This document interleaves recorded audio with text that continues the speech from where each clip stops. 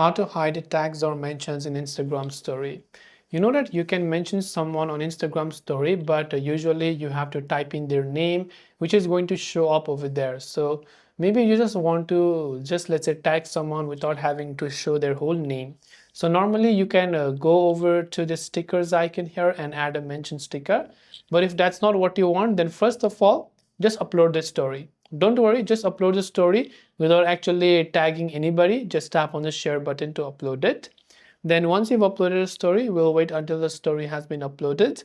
And now we will tag them after our story has been uploaded, and that way they will get notified, but the name won't show up over here.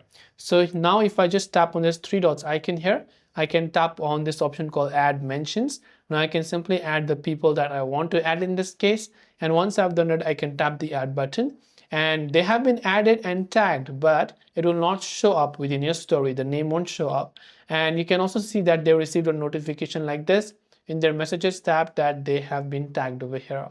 So I hope that this video helped you out. If you have any questions, feel free to leave them down. Thank you for watching and see you soon in the next video.